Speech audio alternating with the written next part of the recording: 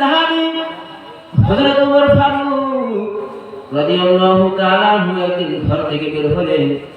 ওইটায় যাওয়ার ইচ্ছা করে যখন তার ঘর থেকে বের হলেন, পথের মধ্যে দেখে একজন যুবক সাহাবী হাওমাও হাওমাও করে কান্নাকাটি করতেছে। ওমর ফারুক রাদিয়াল্লাহু তাআলা আনহু যুবককে ডাক দিয়ে বললেন, যুবক কি হয়েছে, কেন তুমি কান্নাকাটি এরকম ভাবে করতেছো? তোমার কান্নার কারণ কি? আমি তোমার কান্নার কারণ জানতে চাই। ওমর ফারুক যুবকটাকে ডাক দিয়ে বলে, যুবক রে, তুমি কি জন্য এরকম ভাবে কান্নাকাটি করতেছো? তোমার কান্নার কারণ আমি জানতে চাই। যুবক কিছুতেই কথা বলে না। এক পর্যায়ে খলিফাতুল মুসলিমিন ওমর ফারুক রাদিয়াল্লাহু তাআলা আনহু যখন যুবককে বললেন, যুবক রে, তুমি শান্ত হও, শান্ত হও, তোমার কান্নার কোনো কারণ নেই, তুমি শান্ত হও। ওই যুবক ডাক দিয়ে বললেন, খলিফাতুল মুসলিমিন, আমি কখনোই শান্ত হব যদি আপনি আমাকে আল্লাহর রাসূলের দরবারে নিয়ে যাওয়ার পর আল্লাহর রাসূলের দরবারে যদি আপনি আমার গুনাহের ব্যাপারে আল্লাহর রাসূলের দরবারে যদি আপনি সুপারিশ করাইতে পারেন। আপনি যদি আল্লাহর রাসূলের কাছে সুপারিশ করেন, আল্লাহর রাসূল যেন দোয়া করে আল্লাহ পাক আমার সমস্ত গুনাহগুলো maaf করে দেয়। এই বিষয়ে যদি আপনি আল্লাহর রাসূলের কাছে সুপারিশ করাইতে পারেন, তাহলে আমি অবশ্যই শান্ত হব, নচেত আমি শান্ত হব না। কিন্তু যুবকের কান্না দেখে ওমর ফারুক রাদিয়াল্লাহু তাআলা আনহুর চোখেও কিন্তু পানি চলে আসছে। অনেক সময় আমাদের এরকম হয়, হয় কি হয় না? একজনের কান্না দেখে আরেকজনের কান্না চলে আসে, আসে না ভাই? আসে। তো ওমর ফারুকের যখন এই অবস্থা, ওমর ফারুক কান্নারত অবস্থায় আল্লাহর রাসূলের দরবারে চলে গেলেন। আল্লাহর রাসূলের দরবারে গিয়ে আল্লাহর রাসূলকে সালাম দিলেন কান্নারত অবস্থায়। আল্লাহর রাসূল সালাম গ্রহণ করার পর আল্লাহর রাসূল উমরের দিক তাকায় দেখতেছে, উমরের চোখ দিয়ে গড়গড়ে গড়গড়ে পানি পড়তেছে। আল্লাহর রাসূল উমরকে শক্ত উপাধি দিয়েছিলেন, অথচ আবু বকরকে বলেছে, আমার উম্মতের মধ্যে নরম দিলের অধিকারী হলো আবু বকর, আর সবচেয়ে শক্ত দিলের অধিকারী হলো উমর। কিন্তু আজকে দেখা যায় ব্যতিক্রম, সেই উমরের চোখেও কিন্তু পানি চলে আসছে। আল্লাহর রাসূল আশ্চর্যান্বিত হয়ে গেলেন, উমরের দিন কেমন শক্ত। এক যুদ্ধের সময়, যুদ্ধের মধ্যে যখন বন্দীদেরকে একত্রিত করা হলো, মুসলমানদের বিজয় হয়ে গেছে। আল্লাহর রাসূল সাল্লাল্লাহু আলাইহি ওয়াসাল্লাম সমস্ত সাহাবীদেরকে ডাক দিয়ে একটা মজমা জমাইছেন। মজমা জমানোর পর সমস্ত সাহাবীদেরকে ডাক দিয়ে বলেছেন, ও আমার সাহাবীরা, এই যুদ্ধে তো আল্লাহ তাআলা আমাদেরকে একটা বিজয় দান করলো, কিন্তু যে সমস্ত কাফের বেঈমানরা আমাদের হাতে বন্দী হলো, এরা তো আমাদের সকলের আপনজন, কারো চাচা, কারো বাবা, কারো ভাই, অথচ তারা মুসলমান হয়নি, বিধর্মী হয়ে আমাদের বিরুদ্ধে জিহাদ করার জন্য আসছে, আমাদের বিরুদ্ধে যুদ্ধ করার জন্য তারা আসছিল। কিন্তু এখন তো আমাদের হাতে বন্দী, এদের কি করা যায়? অন্যান্য সাহাবীরা এক একজন সাহাবী এক এক মতন রায় দিলেন। কিন্তু যখন ওমর ফারুক রাদিয়াল্লাহু তাআলা আনহু পালা আসলেন, আল্লাহর রাসূল ওমরকে ডাক দিয়ে বললেন, ওমর, তুমি কি রায় দাও? তোমার মন্তব্য কি, তোমার বক্তব্য কি?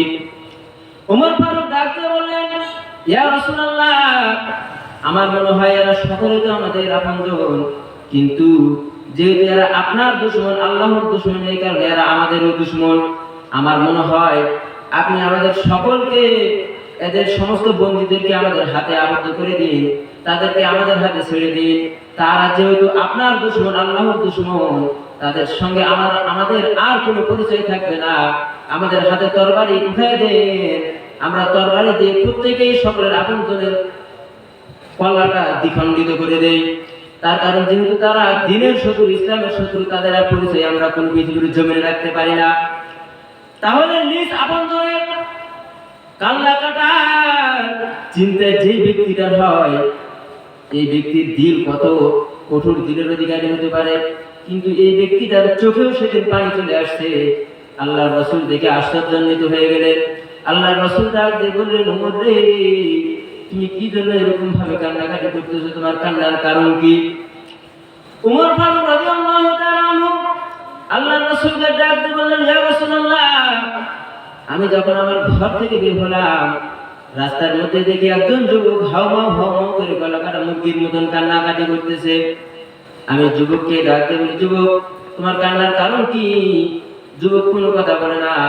এক পর্যায়ে আমি যখন যুবককে ডাকতে বললাম, যুবক তুমি শান্ত হও, তুমি শান্ত হও, তুমি শান্ত হও, কান্নার কোনো কারণ নাই। যুবক আমাকে ডাক দিয়ে বলে, আপনি যদি আমার ব্যাপারে আল্লাহ রাসূলের কাছে গুনাহ মাফের ব্যাপারে সুপারিশ করতে পারেন তাহলে আমি শান্ত হব, নতুবা আমি শান্ত হব না। আল্লাহ রাসূল উমরকে ডাক দিয়ে বলে, উমর রে, তাহলে ওই যুবকটাকে আপনি ডেকে নিয়ে আসুন আমার দরবারে। আল্লাহ রাসূলের দরবারে যখন ওই যুবককে ডাক দিয়ে নিয়ে আসা হলো, আল্লাহ রাসূল দেখতেছে যুবক হাওয়া হাওয়া করে কান্নাকাটি করতেছে। আল্লাহ রাসূল যুবককে ডাক দিয়ে বললেন, যুবক রে, তোমার কি হয়েছে? কি জন্য তুমি এরকম ভাবে কান্নাকাটি করতেছো? কোন জিনিস তোমাকে কাঁদায়? তোমার কান্নার কারণটা কি আমাকে বলো। যুবক কোনো কথাবার্তা বলে না। এক পর্যায়ে যুবক ডাক দিয়ে বলে, ইয়া রাসূলুল্লাহ, আমার মনে হয় আল্লাহর আসমানের নিচে জমিনের উপরে আমার চাইতে বড় পাপী, আমার চাইতে বড় গুনাহগার এই পৃথিবীর জমিনে আর নাই। আল্লাহর রাসূল আশ্চর্যান্বিত হয়ে গেছেন। তোমার চাইতে আসমানের নিচে জমিনের উপরে তোমার চাইতে বড় পাপী নাই? কি ব্যাপার, তুমি কি এমন পাপ করেছো? তোমার পাপ কতটুকু? তুমি কি এমন পাপ করেছো? তুমি কি পাপ করেছো? পাপটা আমার কাছে বলো। যুবক পাপের কথা বলে না। ওই যুবক শুধু কান্নাকাটি করতেছে। আল্লাহর রাসূল এক পর্যায়ে যুবককে ডাকতে বললেন, যুবক রে, তুমি কি কাউকে হত্যা করেছো নাকি? যুবক ডাকতে বলে, ইয়া রাসূলুল্লাহ, আমি কাউকে হত্যা করি নাই। আল্লাহর রাসূল ডাকতে বললেন, তাহলে তুমি কি আল্লাহর সঙ্গে শিরক করেছো? যুবক ডাকতে বলে, ইয়া রাসূলুল্লাহ, আমি আল্লাহর সঙ্গে শিরক করি নাই। আল্লাহর রাসূল এখন যুবককে ডাকতে বললেন, যুবক রে, তুমি যেহেতু কাউকে হত্যা করো নাই, কাউকে আল্লাহর সঙ্গে শিরক করো নাই, তাহলে তোমার গুনাহের বিবরণ তুমি যদি না দাও তাহলে আমি কিভাবে আল্লাহর কাছে সুপারিশ করবো? কোন গুনাহের ব্যাপারে আল্লাহর কাছে সুপারিশ করবো? যুবক এক পর্যায়ে কাঁদতে কাঁদতে ডাকতে বলেন, হুজুর, আপনি জানেন এই মদিনার জমিনে যখন মানুষগুলো মারা যায়, মানুষগুলো মারা যাওয়ার পর তাদের কবরস্থান থেকে কাফনের কাপড় কিন্তু চুরি হয়ে যায়। আল্লাহ রাসূল বলতেছেন, হ্যাঁ অবশ্যই চুরি হয়ে যায় কাফনের কাপড়।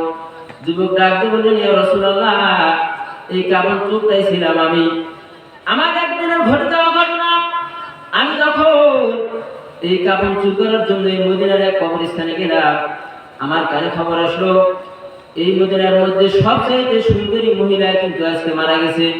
তাকে রাত্রে কবরস্থানে কাফন দাফন করানোর পর তার আত্মীয় স্বজনরা সকলে যখন নিজ নিজ ঘরে চলে গেল, আমার মনে হলো আমি এই কবরস্থান থেকে আমার কাফনের কাপড়টা চুরি করি।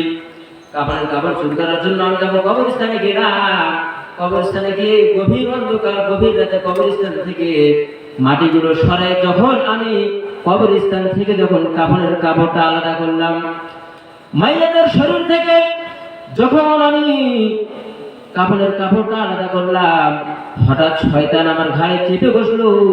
শয়তান আমাকে ডাক দিয়ে বলল, যুবক রে, তুই তাকায় দেখ, মদিনার মধ্যে সবচেয়ে সুন্দরী মহিলা আজকে তোর সামনে শুয়ে রয়েছে।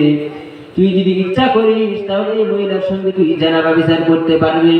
তার কারণে এখানে বাধা দেওয়ার মতন এইখানে কেউ নাই, এই মহিলার ওয়ারিসরাও কেউ নেই যারা তোকে এখানে বাধা দিবে। তোর যদি ইচ্ছা হয় তাহলে তুই এই মহিলার সঙ্গে জানাবা বিচার করতে পারিস। ওই যুবক ডাকতে বলে, ইয়া রাসূলুল্লাহ, এক পর্যায়ে আমি ওই মহিলার সঙ্গে জানাবা বিচারে লিপ্ত হয়ে গেলাম। যখন আমি আমার কাজ সেরে কবরস্থান থেকে উঠি, তখন কে যেন আমাকে ডাক দিয়ে বললো, যুবক রে, তুই তো সারা জীবন অপবিত্র হয়ে থাকলে কিন্তু আমাকেও কিয়ামত পর্যন্ত সারা জীবনের জন্য অপবিত্র বানিয়ে দিলি। যুবক ডাক দিয়ে বলছে, ইয়া রাসূলুল্লাহ, আমার তখন মনে হলো যে এই আওয়াজটা কে দেয়, আমি একটু দেখি। পুরা কবরস্থান যখন আমি পাইচারি করে দেখলাম, কবরস্থানের মধ্যে কাউকে দেখতে পেলাম না। তখন হঠাৎ মনে হলো এই আওয়াজটা ওই কবরস্থান থেকে ভেসে আসলো। কবরের ভিতর থেকে এই আওয়াজটা ভেসে আসলো যে কবরের মধ্যে আমি কিছুক্ষণ পূর্বে ছিলাম। যুবক ডাকতে বলে, ইয়া রাসূলুল্লাহ, আমি এরকম করেছি। আল্লাহর রাসূল সঙ্গে সঙ্গে বলেন, যুবক রে, তুমি তো মস্ত বড় গুনাহ করে ফেলাইছো, তুমি তো অনেক বড় গুনাহ করে ফেলাইছো। এই কথাটা বলতে দেরি যুবক যেহেতু সাহাবী, যুবক জানে প্রত্যেকটা নবীর আমলের মুস্তাজাবুদ দাওয়া, অর্থাৎ নবীরা যা দোয়া করবে তাই কিন্তু কবুল হয়ে যাবে। ওই যুবক যখন দেখলো আল্লাহর রাসূল এরকম কথাবার্তা বলতেছে। আল্লাহর রাসূল বলতেছেন, যুবক রে, তুমি তো অনেক বড় গুনাহ করে ফেলাইছো। যুবক মনে মনে ভাবতেছে, এই সময় যদি আল্লাহর রাসূলের জবান থেকে কোনো আমার ব্যাপারে বদদুয়ামূলক কথাবার্তা বের হয়ে যায়, তাহলে তো আমার জীবন ধ্বংস হয়ে যাবে। কাজে যুবক ওই মসজিদ থেকে উঠে দ্রুত বেগে দৌড় দিয়ে চলে গেলেন। দ্রুত বেগে যখন দৌড় দিয়ে চলে গেলেন, এভাবে হঠাৎ একদিন যায়, 2 দিন যায়, 3 দিন যায়, এভাবে যাইতে যাইতে 40 দিন পর জিবরাইল আমিন আসছে আল্লাহর রাসূলের দরবারে।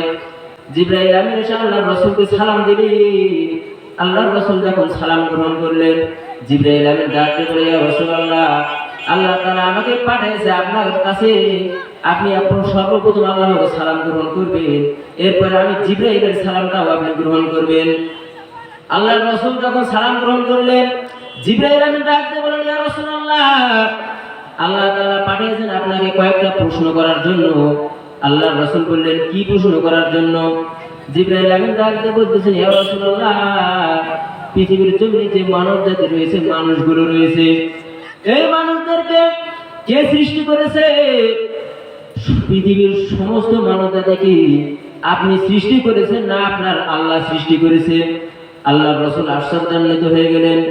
আল্লাহর রাসূল জিবরাইলকে ডাক দিয়ে বলেন, ভাই জিবরাইল, পৃথিবীর সমস্ত মানুষ জাতিদেরকে তো আল্লাহ তাআলা সৃষ্টি করেছে, এমনকি আমাকেও আমার আল্লাহ তাআলা সৃষ্টি করেছে। জিবরাইল আমিন দ্বিতীয় প্রশ্ন করলেন, ইয়া রাসূলুল্লাহ, আল্লাহ তাআলা আমাকে এই সমস্ত প্রশ্ন করার জন্য আপনার কাছে পাঠিয়ে দিয়েছেন।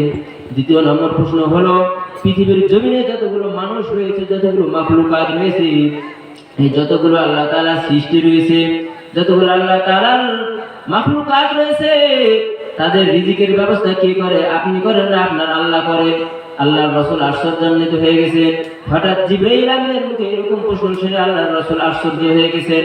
আল্লাহর রাসূল ডাক দিয়ে বললেন, ভাই জিবরাইল, পৃথিবীর জমিনে যতগুলো মানুষ রয়েছে, সমস্ত মানুষের রিজিকের ফয়সালা তো আমার আল্লাহ করে, এমনকি আমার রিজিকের ফয়সালাও আমার আল্লাহ করে। জিবরাইল আমিন যখন এরকম ভাবে দ্বিতীয় প্রশ্ন করলেন, আল্লাহর রাসূল দ্বিতীয় প্রশ্নের জবাব দিলেন। তৃতীয় প্রশ্ন জিবরাইল আমিন আবার আল্লাহর রাসূলকে করলেন। জিবরাইল আমিন ডাক দিয়ে বলতেছেন, ইয়া রাসূলুল্লাহ, পৃথিবীর জমিনে যতগুলো মানুষ রয়েছে, তারা যখন গুনাহ করে, গুনাহ করার পর এই মানব জাতিদেরকে কে মাফ করে? আপনি মাফ করেন না আপনার আল্লাহ মাফ করে? আল্লাহর রাসূল ডাক দিয়ে বলতেছেন, ভাই জিবরাইল, পৃথিবীর জমিনে যতগুলো মানব জাতি রয়েছে, এই মানব জাতিগুলো গুনাহ করার পর মানব জাতিরা যখন তওবা করে, আল্লাহ তাআলা মানব জাতিদেরকে মাফ করে দেয়, এমনকি আমাকেও আমার আল্লাহ তাআলা মাফ করে দিয়েছেন।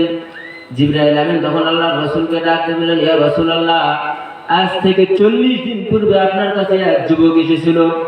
আপনি এই যুবকের গুনাহের কথাবার্তাগুলো শোনার পর আপনি যখন যুবককে ডাক দিয়ে বললেন, যুবক রে, তুমি তো অনেক বড় গুনাহ করে ফেলাইছো, আপনি এই কথাটা বলার পর সঙ্গে সঙ্গে যুবক কিন্তু আপনার দরবার থেকে দ্রুত বেগে চলে গেছে। এখন ওই যুবকটা কোথায় গেছে আপনার কি জানা আছে নাকি? আল্লাহ রাসূল বললেন, জি ভাই জিবরাইল, আমার জানা নেই ওই যুবক কোথায় গেছে। জিবরাইল আমিন ডাকতে বললেন, ইয়া রাসূলুল্লাহ, ওই যুবকটা আপনার এখান থেকে বের হওয়ার পর যাইতে যাইতে এক পাহাড়ের চূড়ায় চলে গেছে। পাহাড়ের চূড়ায় যাওয়ার পর আল্লাহর দরবারে সিজদারত অবস্থায় কাঁদতেছে, ও মাবুদ, আমি গুনাহ করতে করতে আমার গুনাহ এত বেশি হয়ে গেছে।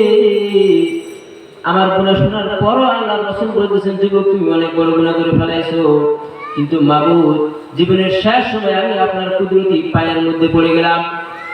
যুবক এভাবে দোয়া করতেছে, মাবুদ গো, যদি আপনার কাছে যাওয়ার কোনো রাস্তা থাকতো তাহলে আমি আপনার দরবারে পড়ে যেতাম, তাহলে আমি আপনার দরজায় গিয়ে পড়ে যেতাম, কিন্তু জীবনে আমার যতটুকু শক্তি আছে সমস্ত শক্তি ব্যয় করতে করতে আমি পাহাড়ের চূড়ায় পর্যন্ত চলে আসছি। মাবুদ, আপনি আমার সমস্ত গুনাহগুলো মাফ করে দেন। জিবরাইল আমিন আল্লাহর রাসূলকে এভাবে ডাক দিয়ে বলতেছেন, ইয়া রাসূলুল্লাহ, যুবকরা এভাবে আজ থেকে 40 দিন ধরে ওই পাহাড়ের চূড়ায় কান্নাকাটি করতেছে। যুবকের শরীর থেকে চোখ দিয়ে পানি বের হতে হতে চোখের পানিগুলো সমস্ত ফুলে গেছে। এক পর্যায়ে পানির পরিবর্তে চোখ দিয়ে রক্ত পড়া শুরু হয়ে গেছে, শরীরটা কঙ্কাল হয়ে গেছে। আপনি আপনার যতগুলো বড় বড় সাহাবী আছে সমস্ত বড় বড় সাহাবীদেরকে পাঠিয়ে দিন যুবকের কাছে, যুবককে যে যেন সুসংবাদ দেয় আল্লাহ তাআলা যুবকের তওবা কবুল করেছেন, যুবকের জিন্দেগীর সমস্ত গুনাহগুলো মাফ করে দিয়েছে।